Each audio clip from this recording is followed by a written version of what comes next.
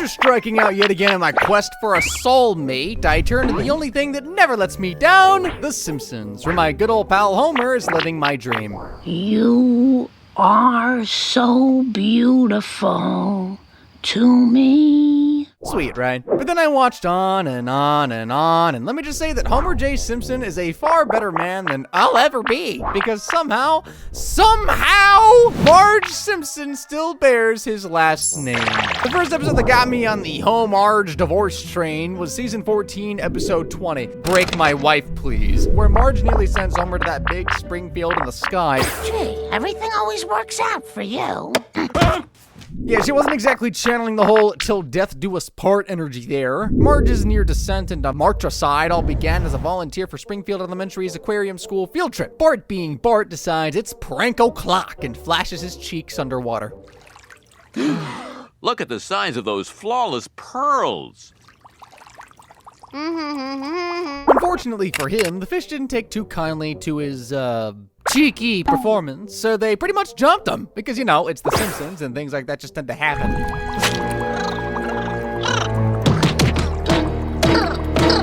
Of course, this lands Bart in the hospital because, surprise, surprise, turtles pack quite the punch. And since it's America, health insurance is about as reliable as Homer's diet. After rummaging through her purse like it's a treasure hunt, Marge realizes Homer has their insurance card, leaving Bart in quite the sticky situation. Now, you stay shackled to that radiator until you come up with some insurance. With Bart's well-being hanging on by a thread, or a cuff in this case, Marge goes to work trying to reach Homer, which turns out to be quite difficult as he doesn't have a phone. After contacting the bar, his workplace, and a few other places to no avail, Homer finally shows up hours later, much to Marge's annoyance. Bart, are you okay? Oh, homie, where have you been? I've been calling all over for you. Predictably, Marge forgives him, because apparently letting it slide is her love language. Homer, being Homer, celebrates his absolution by getting a shiny new cell phone, and immediately turns Springfield's roads into his personal bumper car ring. Hey! Barney, did you ever notice how hard it is to drive with your knees? And I think we can all see where this is going. It doesn't take long for Homer to find himself on a one-way ticket to Davy Jones's locker. He crashes into a lake, gets fished out like soggy laundry, and lands in court just in time for the judge to revoke his license. Mr. Simpson, give me your license. True to her character, Marge picks up all the slack, turning into the family's unpaid Uber driver. But as the chores pile up alongside Homer's endless list of extra activities, like, you know, picking his friends up from the strip club, the stress starts to crack her usual calm. Calm down, Stresserella. I'm stressed because now that you've lost your license, I'm a full-time family chauffeur. Meanwhile, Homer's living his best life. After discovering how useful those two fat stumps under his massive belly can actually be, who knew? His life goes from being one donut away from cardiac arrest into a one-man Broadway production all about his new love of walking. Oh, I love to perambulate it, standing still I really hate. A musical that comes to a crashing halt when a certain person mistakes the accelerator for the brakes. So let me please reiterate, I love you. At first, Homer thinks, mistakes happen. But after a series of, let's call them close attempts, even Homer starts connecting the dots. Let me help you up. Marge, you're trying to hurt me. I mean, I get it, Homer can be annoying, but when you remember that he did all the driving chores for years without trying to kill her, it's kinda hard not to call Marge out here. By the time Homer finally confronts her about her killing tendencies, the mask she's been wearing pretty much slips off. It's like you hate me. That's ridiculous. I don't like you. Hate you, I hate you. Jeez. After a near date with divorce, Homer and Marge end up in marriage counseling. Turns out all Marge wanted was to feel appreciated, so Homer throws her a thank you dinner, which ends up smoothing things over. And while I do see Marge's point of view, the steps she took in making them known seem on the extreme side. And honestly, I probably wouldn't have stuck around to see if dinner resolved her murdering tendencies if I were Homer. So on the topic of Homer bailing, if there was ever an episode that should have made Homer consider a one-way ticket out of his marriage, it's episode 9 of season 14, The Strong Arms of the Maw. Let's do it. Case in point. So the episode kicks off harmlessly enough with some good old celebrity bankruptcy. Naturally, this sends Homer into peak cheapskate mode as he picks through the tattered remains of Rainier Wolfcastle's life. After ransacking his bedroom like a kid in a candy store, Homer gets lucky when Rainier presents him with his most valuable possession. My first weight set. Homer, buddy, we both know you're not gonna use that. After stuffing his car with the weight sets and a bunch of other random junk, there's no room left for Homer's large frame to fit in, and so Marge drives the kids home, leaving Homer to hoof it back. On the way home, though, Bart catches a whiff of something foul, and for once it's not Homer. Jeez Louise! How did you turn into that? With Maggie in need of some new tidy-whities, Marge pulls into the Quickie Mart to handle business. After a brief back and forth with Apu, who ends up gagging on Maggie's toxic fumes, he finally lets Marge use the restroom. Marge is then let out back to where the restroom is located, and since it's already nighttime, the place is as deserted as my social calendar. By the time she comes out of the restroom, waiting for her with a gun pointed is a shady character in a goofy cap who snatches her purse and rips off her pearl necklace before running away. Marge then returns to her car, and she's pretty shaken up. Mom? Are you okay? The next day, they file a police report, and Chief Wiggum promises to get right on it immediately, which pretty much translates to, I'll get right on it when I finish my donuts. And so with her assaulter still on the loose, Marge develops a paranoia that quickly spirals into her becoming a nervous wreck. She then gets diagnosed with agoraphobia, which for those who don't know, means she's afraid to leave her house, thus turning her into, you guessed it, a basement dweller. One of my kind. Bye, Mom. I'm sending the cat up with your lunches. Now officially a downstairs bro, Marge decides to kill the time lifting weights with the set Homer bought. Fast forward 2 weeks later, and she's not only jacked, but her newfound adrenaline causes her to run outside without even knowing it. I'm stronger than I've ever been. I don't have to go back inside. With the training wheels taken right off, Marge decides to take her legs for a quick spin around the block. And guess who she runs into? Yep, her mugger, who let's just say isn't as lucky as he was a few nights back. Just been marginalized. I'm gonna save that one for a rainy day. After skillfully dispatching her mugger, Marge fully embraces the gym bro life. On one of her morning jogs, she runs into her old neighbor, Ruth Powers, who's back and buff from prison. Ruth then convinces Marge to try steroids because why be regular strong when you can be abnormally strong? Like so strong you can lift a school bus. Peer pressure kicks in, and just like that, good old Marge is now juiced up to the max.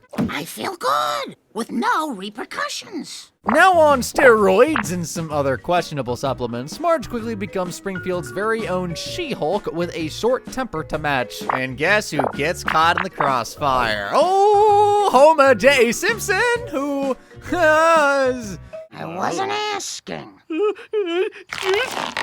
This is pretty deplorable on Marge's part. Consent is always important. Anywho, after ignoring Homer's very well-articulated no, Marge enters into the Iron Maiden fitness pageant. She finishes second, flies into a roid rage at Moe's bar, and pretty much cleans the house with everybody else. Everyone's piling Homer's wife.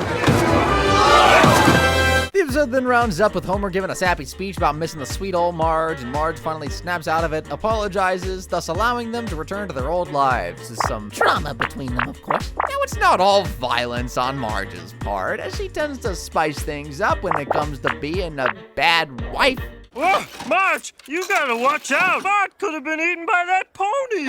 Like in the episode Springfield with a dollar sign, where Marge decided to hit pause on this whole motherhood thing to live her best life as a full-time casino junkie. The episode begins with Springfield in shambles, financially at least, and when Mayor Quimby opens the door to suggestions, guess who steps up with a brilliant idea? Principal Skinner. Yep, the guy who can barely keep order in his own school suddenly knows how to fix the economy, which turns out to be legalized gambling, and somehow everyone's on board, including Marge. Actually, I think it might really help our economy. With that green light, Mr. Burns swoops in like a vulture, turning this into his moment. For Burns, it's all about the appeal and catchy name, and so we get a Mr. Burns' Casino. You know, Mr. Burns is the sexiest man I know. Now things get weird. Hop in. But, sir, Hop in. Yeah, we're just gonna skip over that storyline altogether. We've got other familial trauma fish to fry. Thanks to this new casino, Homer scores a job as a blackjack dealer, which turns out to be one of his many childhood dreams. He's not exactly crushing it. I mean, imagine Homer dealing cards. Let's see. 18, 27, 35. Looks like you all win again. Yep, he's crushing it. With Homer's new job leaving him MIA back at home, it falls on Marge's shoulders, of course, to look after the kids. However, in a surprising turn of events, Marge, who normally normally would be locked in on her mother duties, finds herself sucked into the colorful neon lights of the casino. And at first it seems innocent. She's just hanging out, waiting for Homer. But then she spots a quarter on the ground and is like, yeah, I mean, you know what they say. Find a penny, pick it up, and watch your life spiral into a gambling addiction. I wonder if they have a lost and found. Oh, what the hey? 1 quarter in, 1 jackpot later, and it's game over. Suddenly, she's there for life now. She's clocking in for a job, except her job is pulling that lever over and over again. Excuse me, ma'am, don't you think you've gambled enough? No. Meanwhile, back at Casa Simpson, Homer and the kids are barely surviving. There's no food, the house looks like it's been hit by a tornado, and the kids are hallucinating the boogeyman. When Marge finally graces them with her presence, Homer sums it up perfectly. What happened here? Oh, nothing, Marge. I mean, the boogeyman. Of course, none of this would have happened if you had been here to keep me from acting stupid. Seeing her family on the verge of collapse, Marge begins to see the error of her ways. She promises to focus on her family, specifically Lisa's big school pageant. However, it doesn't take long for Marge to fall right back into her old habits. Lisa's pageant dreams are then crushed as Marge is too busy with her new hobby, leaving Homer to whip up a masterpiece Florida costume. And by masterpiece, I mean he slaps together a monstrosity that looks like Florida and California had a very messy breakup. Hello, Florida. Cue Lisa's disappointed tears, which actually caused a few drops to stream down from Homer's cheek. This leads us to Homer's breaking point as he storms into the casino in full caveman mode, yanking Marge away from her precious slot machine.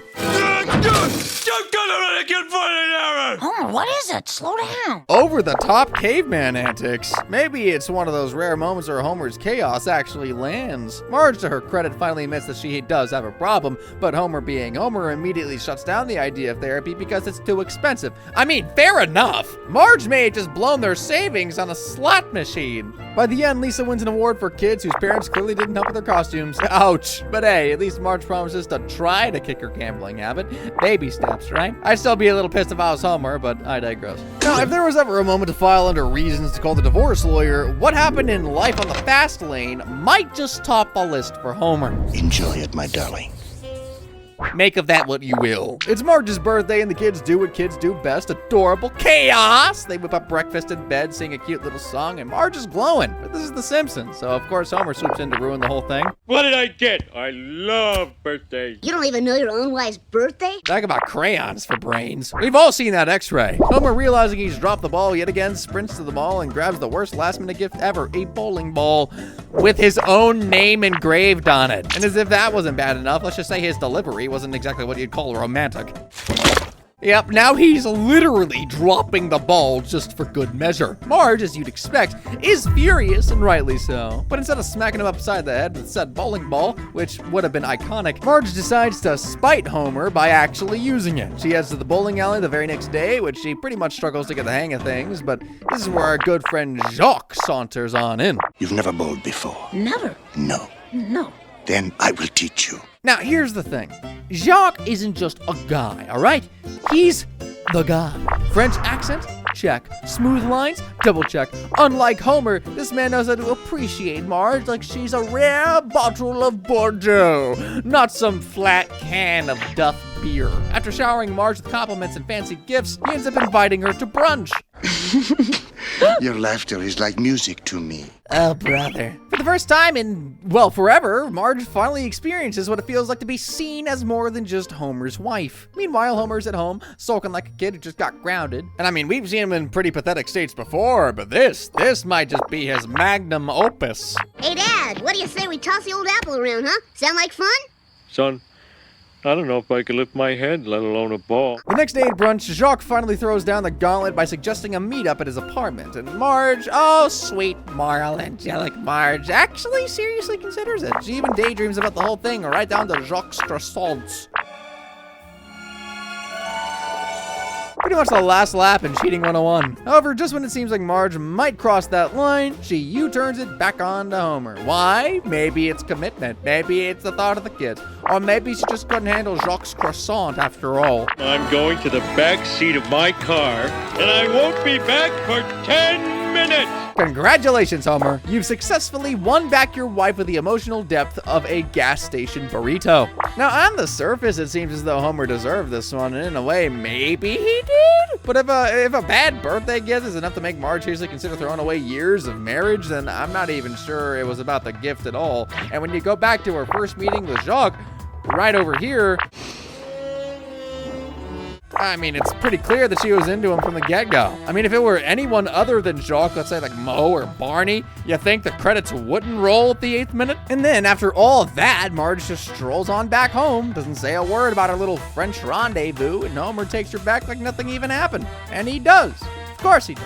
But if you thought Marge is crazy for considering cheating in the last one, the episode It's a Mad Marge may just prove you right. I'm not insane. Not exactly breaking any records for conviction there, Marge. The episode kicks off at Springfield Elementary, where all the kids are gifted shiny new video recorders. The price tag? Nothing major, just your beloved geography class taking an eternal nap. In order to buy them, the school board had to eliminate geography. This globe will never spin again. Yep, just good old American education. The cameras are for a home movie project, and let's be honest, Bart's already got first prize locked on down. Right off the bat on the bus ride home, Bart is already making plans for his latest masterpiece, which involves a few scenes with Otto, the bus driver. Whoa, no time for brain teasers.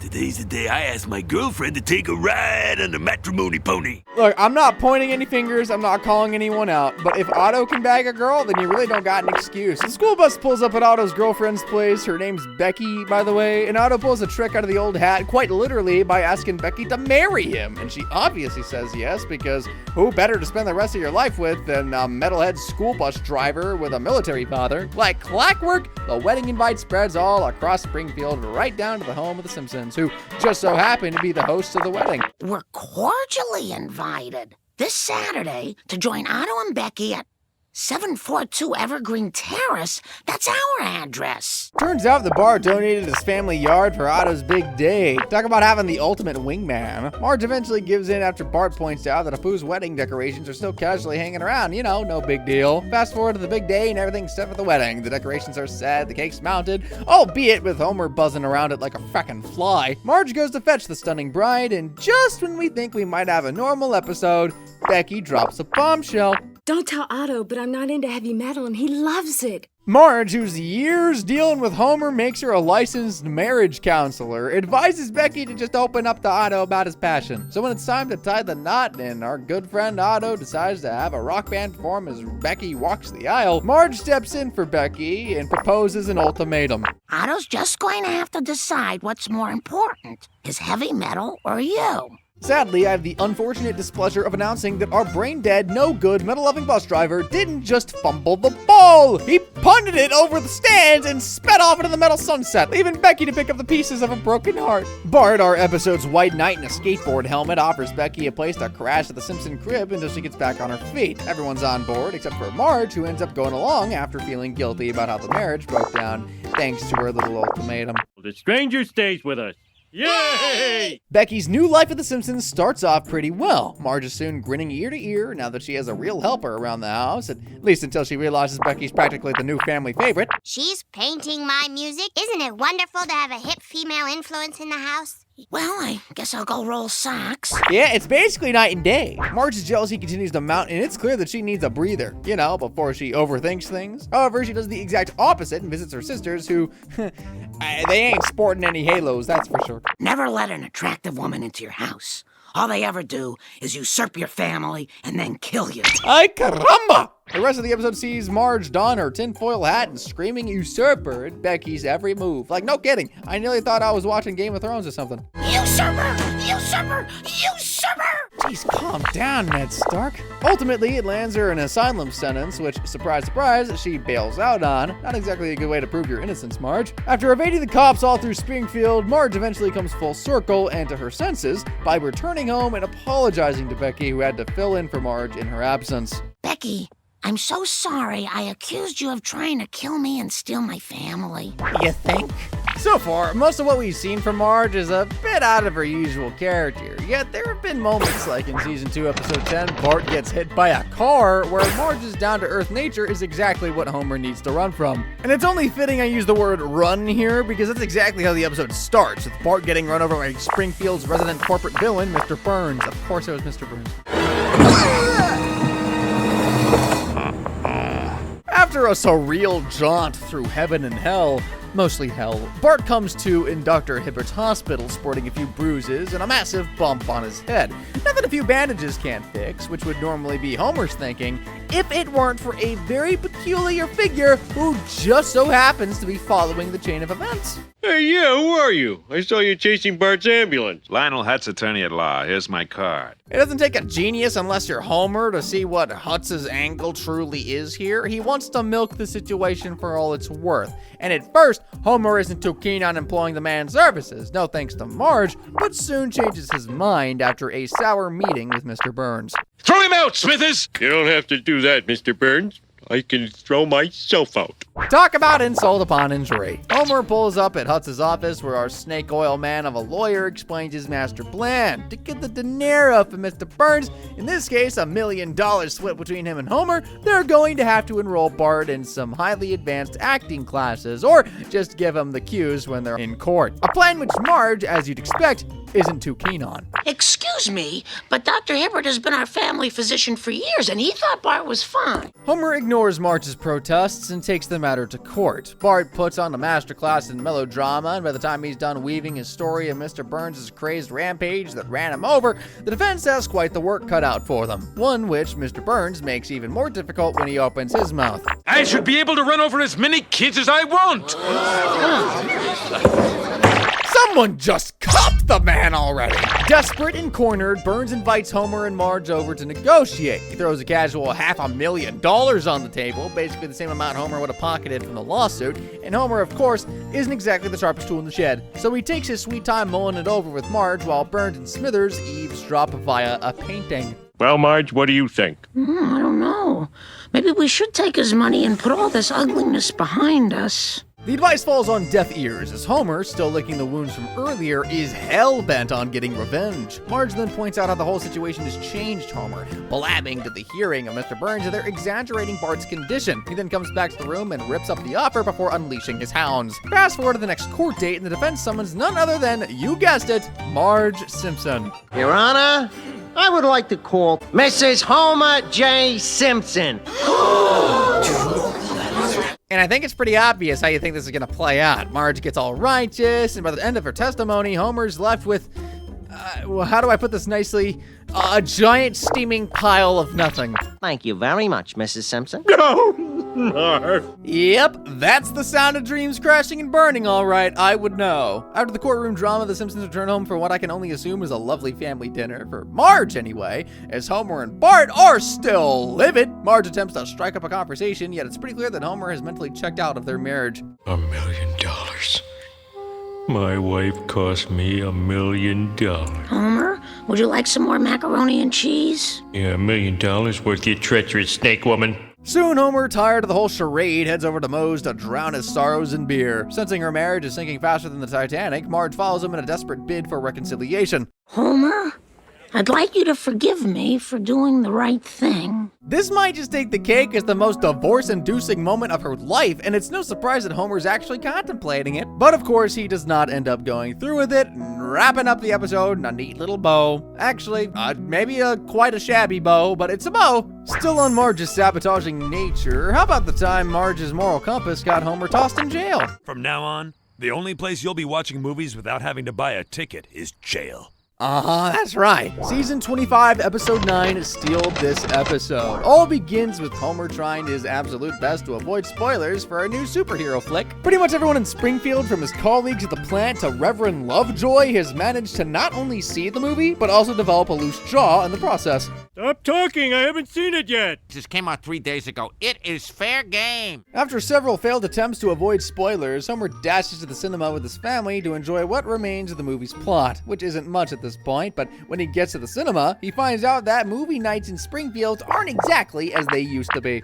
2 adults, 2 kids. For the 3D show, that'll be $72. What? Don't you just love late-stage capitalism, folks? Homer begrudgingly coughs up the money for the tickets and settles in for the movie, only to be bombarded by an endless stream of commercials that causes him to spiral out of control. He snaps his 3D glasses and goes on a long rant about the decline of the movie industry before landing flat on his face outside and getting kicked out of the theater. It kind of sounds like me after I saw Madam Web. Now, we all know how Homer handles frustration, chaotically, of course, and so back home, Bart introduces him to the magical world of illegal downloading. Chins up, Homer. You don't need a theater to watch the movie. You just have to illegally download it. A bit of advice that pretty much sets off a chain of events that very much screams The Simpsons. First, Homer's backyard turns into Springfield's hottest underground theater, complete with lawn chairs and snacks, and every movie release from Radioactive Man Re-Rises to a Judd Apatow biopic. What the frick?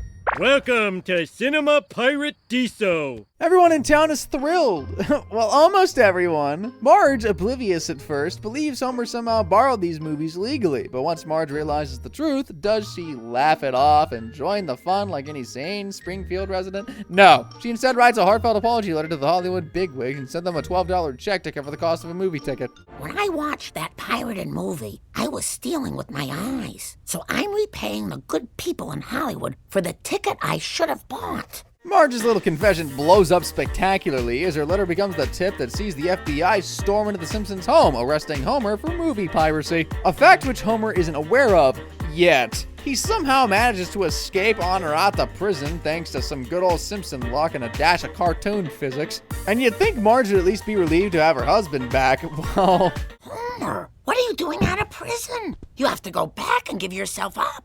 to avoid getting thrown back in jail, Homer takes the family and moves into the Swedish consulate, since apparently Sweden doesn't give a rat's ass about piracy laws. Based Sweden. As they wait out the storm with the FBI surrounding the consulate, Marge finally lets it slip that she's the one who snitched on Homer. It was me! I was the one who told the FBI. You?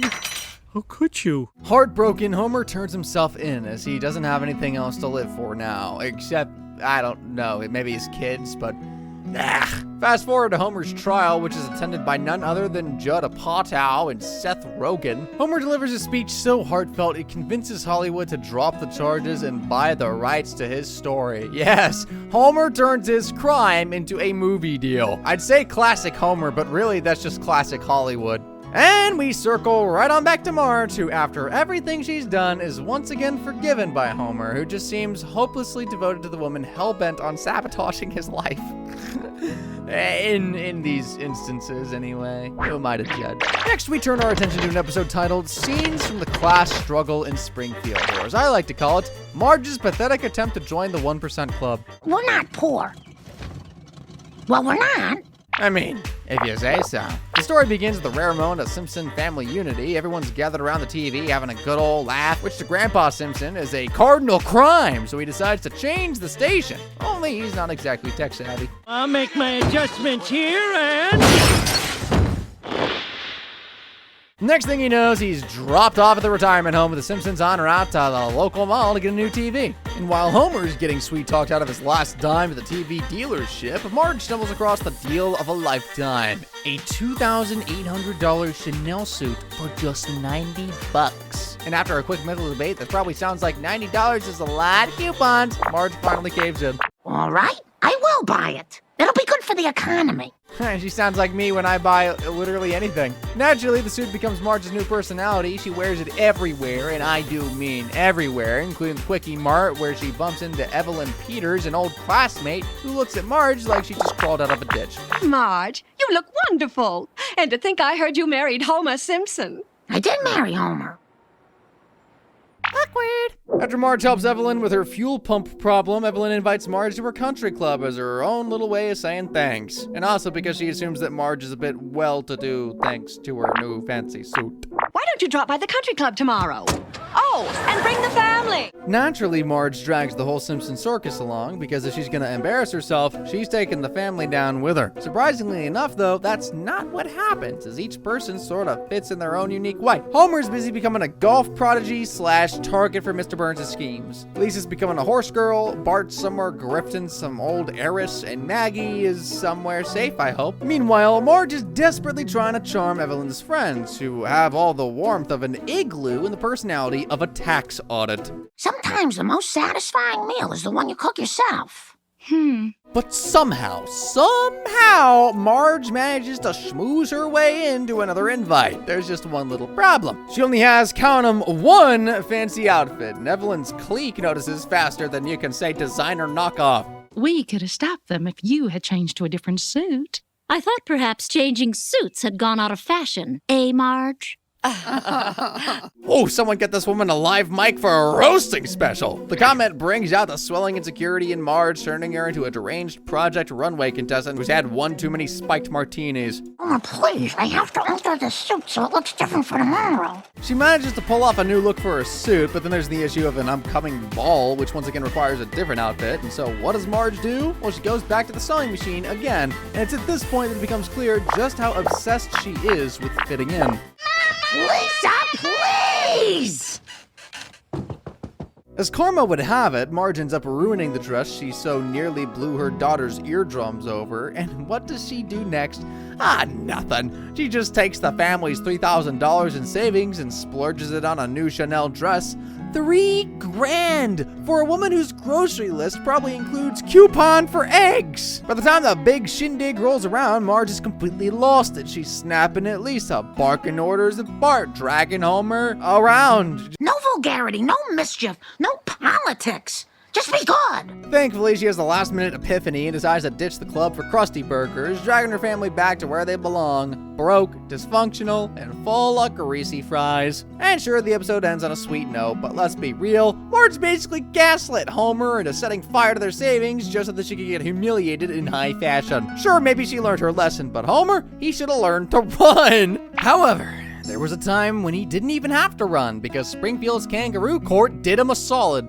But, Marge, you're being arrested? In season 27's finale, Orange is the New Yellow, Marge gets tossed into the slammer. The chaos starts with Homer making an empty promise to be home for dinner, like anyone believes that. But before he can even clock out, Mr. Burns roasts him into fixing a gas leak, accompanied by some unholy musical number that sounds like it escaped a haunted retirement home. One must never, never, never rush the plumb bob. Drabby song aside, what in tarnation is that monstrosity of a poster? Meanwhile, at Casa de Simpson, chaos is the daily special. We find Marge juggling 3 kids, a mess, and what seems like a breaking point, honestly. Between trying to dress Lisa as a male seahorse for a school project and feeding Maggie, who, by the way, seems to have developed a talent for turning food into a Jackson Pollock painting, Marge is at her wit's end. Bart being Bart offers to help clean up with chemicals. Next thing you know, Marge's patience evaporates faster than the fumes, and she sends Bart outside to play. Just go play outside. Outside? You're lost. Gee, what could possibly go wrong with Springfield's worst child roaming free? Bart winds up at the park unsupervised, where Springfield's reigning Stitch, Martha Prince, has a conniption and calls the cops. Officer Wiggum and his boys quickly swoop in and question Bart, who reveals he was given the go-ahead by his mother. One thing leads to another, and because Wiggum has the brainpower of a soggy donut, he arrests Marge for child neglect. If you take me away, then who's gonna watch my kids? So Marge gets hauled off in cuffs, and Homer rolls up just in time to see his wife being carted away like Springfield's most wanted. The case lands in court, where Marge is then sentenced to 90 days in Springfield's woman's prison. Overreaction? Maybe. The Simpsons? Yes. Marge arrives in prison and quickly makes a new acquaintance. In fact, multiple new acquaintances, and also a few enemies who she ends up putting down, before establishing some sense of purpose amongst the inmates. And by that, I mean gardening. Oh, my first prison flower. Can it be? Am I starting to like it in here? Pretty much as Marge not only begins to warm up to her new surroundings, but also dread the thought of returning home to rowdy kids and a mountain of chores. So when Homer gets her the best lawyer in town to help reduce her time, Marge finds a creative way of extending her stay in prison. Now you have to give me more time. Now, I've seen some pretty crazy ways to avoid people. Well, when your wife commits a gun crime in prison to avoid you, ha! Bye! A memo that quickly dawns on Homer at, you guessed it, Moe's Bar. Marge would rather stay in prison than come home to me. I have to re-examine my entire life. While Marge continues to enjoy her weird vacation, Springfield's new wave of overprotective parents have turned into crazed lunatics, forcing the kids to rebel by sneaking into the park, at which point things go Simpson south in the park, no pun intended, when a tornado hits, because why not add a natural disaster to the mix, and who ends up saving the day? Well, not Marge, as she's too busy starting a prison riot. Homer, what are you doing here? Yeah, instead, Homer infiltrates the prison as a guard to rescue his wife with enough time to save his kids, who end up back at home clinging to Marge like a pair of kittens. And that's how the episode ends, with the family crammed into a closet, suffocating in an awkward group hug. Kinda sweet, also kinda difficult to parent your kids behind bars. Honestly, if your wife picks prison over you, that might be your cue to lawyer up. And what's crazy is that's not even the first time Marge would choose the life of an outlaw over her family. Marge! Marge! Homer? That's right, we see Homer chase after his rogue wife early on in the show in Marge on the Lam. So here's the setup, right? Marge wins ballet tickets after donating $30 to PBS. First off, $30 in this economy? But anyway, Homer, being the intellectual heavyweight that he is, thinks ballet means a bear driving a tiny car, because why wouldn't he? When he realizes it's actually an art, you know, with tights and grace, he tries to bail faster than Bart dodging Homer. Except Marge wouldn't let him off the hook that easily. You promised. You can't back out like when you volunteered for that army experiment to avoid dinner at my sister's. Talk about commitment. However, when Homer gets his arm stuck in a vending machine trying to steal a soda and then doubles down by sticking his other arm in another machine, you can already feel Marge's blood pressure rising. Honestly, this whole video we've been talking about why Homer should split from Marge, but there's plenty of cases why Marge should split from Homer too.